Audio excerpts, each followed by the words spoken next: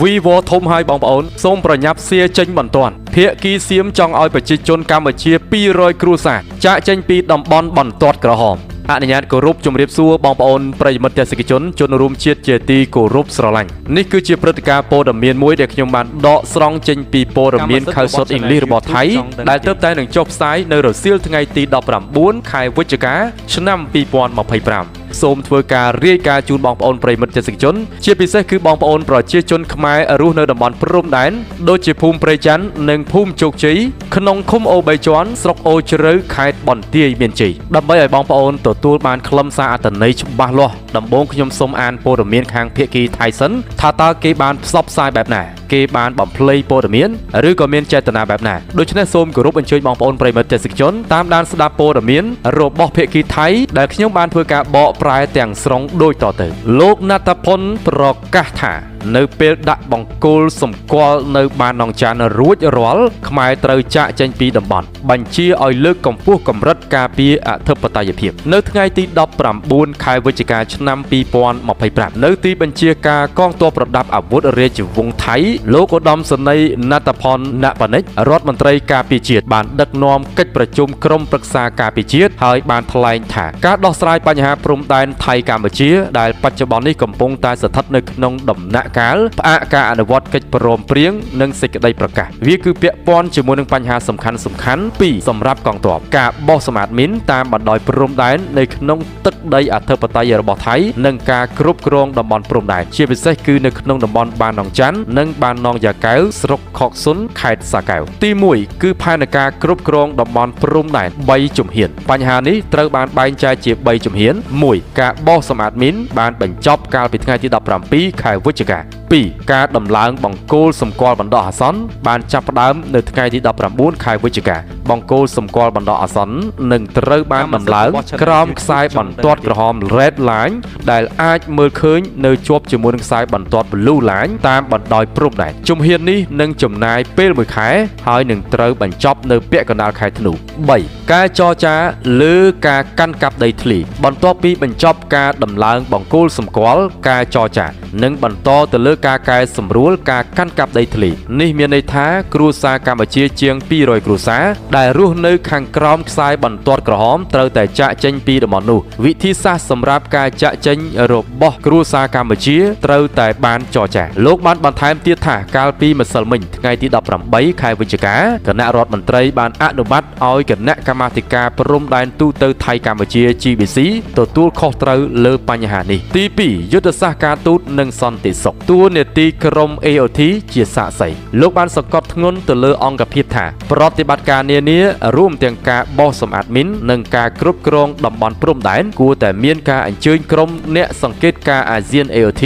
ឲ្យចូលរួមជាសាក្សីដើម្បីការពារកុំឲ្យកម្ពុជាបង្កើតស្ថានភាពដោយដែលពួកគេបានធ្វើកាលពីអតីតកាលហើយបន្ទាប់មកទាញយកផលប្រយោជន៍ពីវាគណៈកម្មាធិការគោលនយោបាយសន្តិសុខព្រំដែនលោកអនុទានច័ន្ទវរៈគុលនាយករដ្ឋមន្ត្រីនិងជារដ្ឋមន្ត្រីក្រសួងមហាផ្ទៃបានបង្កើតគណៈកម្មាធិការគោលនយោបាយសន្តិសុខព្រំដែនដែលមានសមាជិកភាពតូចមួយរួមមាននាយករដ្ឋមន្ត្រីការពារជាតិរដ្ឋមន្ត្រីការបរទេសមេបញ្ជាការកងទ័ពនិងអិសរាជជនសំខាន់ដទៃទៀតដើម្បីពិភាក្សាអំពីបញ្ហាសន្តិសុខដោយផ្ទាល់មុននឹងដាក់ជូននៅកិច្ចប្រជុំក្រុមប្រឹក្សាសន្តិសុខជាតិ NSC 3ការបកស្រាយច្បាប់និងការប្រើប្រាស់កម្លាំងការចរចា GBC លោកណត្តផុនបានបដិសេធថាការសម្រេចចិត្តរបស់គណៈរដ្ឋមន្ត្រីដែលអនុញ្ញាតឲ្យ GBC បន្តការចរចាមិនផ្ទុយពីសេចក្តីថ្លែងការណ៍មុនរបស់លោកដែលថាលោកនឹងមិននិយាយជាមួយកម្ពុជាទៀតទេដោយលោកថានៅពេលគណៈរដ្ឋមន្ត្រីបញ្ជា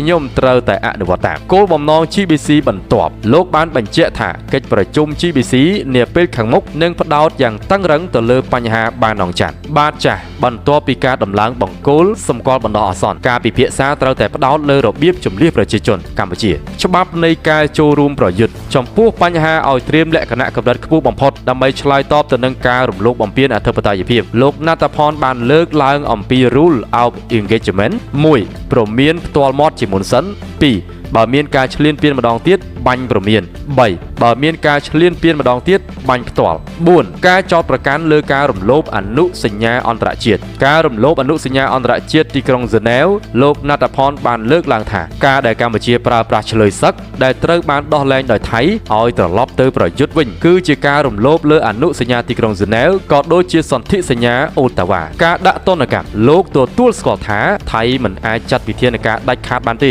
ប៉ុន្តែការថ្កោលទោសនេះនឹងនាំឲ្យកម្ពុជាបាត់បង់ការទទួលស្គាល់និងភាពជឿជាក់ជាអន្តរជាតិឆ្លើយសឹកដែលនៅសល់លោកបានបញ្ជាក់ថាឆ្លើយសឹកដែលនៅសេសសល់មិនទាន់ត្រូវបានដោះលែងទេដោយសារតែកម្ពុជាមិនទាន់បញ្ចប់អរិភាពរបស់ខ្លួនបងប្អូនផ្ទះដៃ3ដងមួយនេះគឺជាសម្ដីរបស់រដ្ឋមន្ត្រីក្រសួងការពារជាតិរបស់ថៃអញ្ចឹងបើបងប្អូនស្ដាប់មិនច្បាស់ទេបងប្អូនអាចសារម្ដងទៀតហើយស្ដាប់សារជាថ្មីរាល់ពាក្យសម្ដីដែលគេនិយាយគឺមានចំណុចចោទប្រកាន់ច្រើនជាទីបំផុតដែលចោទប្រកាន់ថាកម្ពុជានេះជាអ្នករំលោភលើដែនអធិបតេយ្យភាពរបស់ថៃទៅវិញនៅក្នុងសេចក្តីថ្លែងការណ៍នេះយើងឃើញចំណុចសំខាន់ដែលថៃនៅតែព្យាយាមចោទប្រកាន់កម្ពុជាដដែលជាពិសេសគឺពាក់ព័ន្ធជាមួយនឹងយោធាទាំង18នាក់របស់កម្ពុជាដែលថៃបានចាត់ទុកថាវីរៈកងទ័ពរបស់កម្ពុជាទាំង18រូបនេះគឺជាឆ្លើយសឹករបស់ថៃទៅវិញត្រង់ខ្លួនឯងចាប់ទាហានរបស់កម្ពុជាទាំង18នាក់ក្រោយបទជបាញ់អត់មានថាខ្លួនឯងនេះខុសច្បាប់ទេអត់មានថាខ្លួនឯងនេះរំលោភច្បាប់ទេនិយាយឲ្យចំទៅគឺភាគីថៃនេះគឺគេនិយាយយ៉ាងណាឲ្យគេនឹងយកឈ្នះសារព័ត៌មានតែម្ដងគេមិនអាចនិយាយថាខ្លួនគេនេះខុសជាដាច់ខាតអញ្ចឹងផែនការរបស់គេនេះគេនៅតែបន្តមិនទទួលយកគ្រប់បែបយ៉ាងនៅចំណុចដែលពួកគេបានធ្វើយ៉ាងណាមិញចំពោះករណីការបោះបង្គោលព្រំដែនបណ្ដោះអាសន្នដែលមានគណៈកម្មការព្រំដែនដែលហៅកាត់ថា GBC នេះថៃនៅតែប៉ុនប៉ងព្យាយាមដើម្បីប្រើប្រាស់ផែនទីຂະຫນាត1/50,000របស់ខ្លួនដែលជាផែនទីឯកតោភាគីគូសវាសដោយខ្លួនឯងផ្ទាល់លើពីនោះគេបានអះអាងថាប្រសិនបើដំណើរការនេះត្រូវការប្រើប្រាស់កម្លាំងយោធារបស់ថៃអញ្ចឹងគឺគេមាន3ចំណុចដែលគេចង់ចោទប្រកាន់ថាប្រទេសកម្ពុជានេះធ្វើការរំលោភទៅលើដែនអធិបតេយ្យភាពរបស់ថៃគឺត្រូវតែបញ្ជាឲ្យត្រៀមលក្ខណៈកម្រិតខ្ពស់ដើម្បីឆ្លើយតបទៅនឹងការរំលោភបំពាននេះហើយក្នុងនោះគេបានលើកអំពី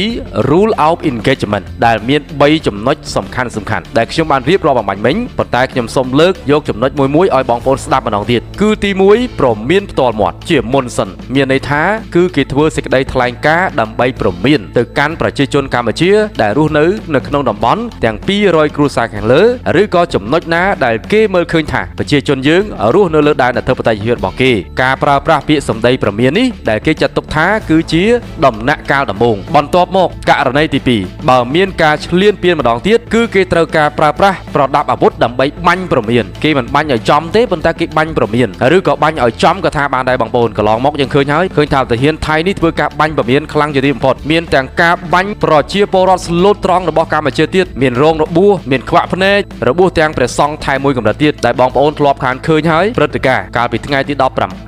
18 ខែកញ្ញាឆ្នាំ2025កន្លងទៅនៅឯភូមិព្រៃច័ន្ទនិងភូមិជោគជ័យរបស់កម្ពុជាហើយដំណាក់កាលទី3គេថាបើសិនជាមានការឈ្លានពានម្ដងទៀតគេនឹងបើកការបាញ់ផ្ទាល់ហើយគេហៅថា direct fire អញ្ចឹងសូមជម្រាបជូនបងប្អូនថាចំណុចទាំង3នេះគឺជាចំណុចដែលថៃគេចាត់ទុកជាច្បាប់ក្នុងការអនុវត្តនៃការរួមប្រយុទ្ធដែលប្រើកម្លាំងប្រដាប់អាវុធរបស់ភាគីថៃនេះគឺសូមបងប្អូនជ្រាបជាព័ត៌មាននៃចំណាត់ការដែលបានត្រូវថ្លែងឡើងដោយរដ្ឋមន្ត្រីការពារជាតិរបស់ថៃកាលពីថ្ងៃទី19ខែវិច្ឆិកាឆ្នាំ2025នេះហើយពាក់ព័ន្ធជាមួយដំណឹងអំពីយោធាទាំង18រូបរបស់កម្ពុជាថាតើនៅពេលណាដែលថៃដោះលែងមកវិញនោះគឺវាបានបញ្ជាក់ហើយបងប្អូនគេថាឆ្លើយសឹកទាំង18នាក់ដែលនៅសល់ហ្នឹងគឺអត់ដោះលែងទេលុះត្រាតែកម្ពុជានេះបញ្ចប់នៅអរិភាពរបស់ខ្លួនមានន័យថាលុះត្រាតែកម្ពុជាហ្នឹងឈប់ឈ្លានពានឈប់បង្កចំនួនជាមួយនឹងប្រទេសថៃហើយឲ្យឈប់យ៉ាងម៉េចបងប្អូនចិត្តដល់ដំណាក់កាលនៃការអនុវត្តលើកិច្ចព្រមព្រៀងជោគជ័យទៅហើយស្រាប់តែទាហានសៀមបង្កើតព្រឹត្តិការណ៍ផ្ទុះមីនអញ្ចឹងសួរថាធ្វើយ៉ាងម៉េចឲ្យចប់បើចេតនានៃការបង្កើតទំនាស់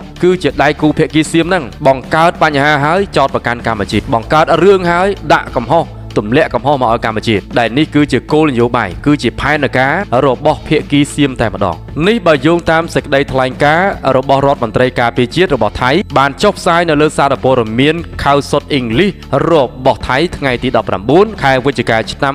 2025ហើយពាក់ព័ន្ធជាមួយនឹងកិច្ចប្រជុំ GBC នេះមិនទាន់មានចម្លើយពីខាងកម្ពុជាទេប៉ុន្តែអ្វីដែលថៃធ្វើការផ្សព្វផ្សាយនេះយើងមិនអាចទទួលស្គាល់ថាជាការពិតបាន 100% ឡើយដរាបណាយើងត្រូវតែទទួលព័ត៌មានពីរដ្ឋមន្ត្រីឬក៏អ្នកនាំពាក្យក្រសួងការពារជាតិរបស់កម្ពុជាទើបបងប្អូនអាចសម្រេចជាផ្លូវការបានអញ្ចឹងបងប្អូនស្ដាប់អំបញ្ញមិញបងប្អូនកុំមានការព្រួយបារម្ភឲ្យសោះបងប្អូនដំណាក់កាលណារាជរដ្ឋាភិបាលកម្ពុជាយើងនៅតែឈរលើគោលជំហរប្រយោជន៍របស់ជាតិបូរណភាពទឹកដីដើម្បីការដោះស្រាយបញ្ហាដោយសន្តិវិធីដរាបនោះកម្ពុជាមិនបានអនុញ្ញាតឲ្យជនបរទេសណាមួយរំលោភលើដែនអធិបតេយ្យភាពរបស់កម្ពុជាឡើយអញ្ចឹងនេះគឺជាព័ត៌មានដែលចេញពីភាគីខាងថៃទេបងប្អូនយ៉ាងណាខាងលើនេះគឺជាខ្លឹមសារទាំងស្រុងដែលខ្ញុំធ្វើការបកប្រែចេញពីសារព័ត៌មានខៅសុតអ៊ីងលីសរបស់ថៃធ្វើការចុះផ្សាយកាលពីថ្ងៃទី19ខែវិច្ឆិកាឆ្នាំ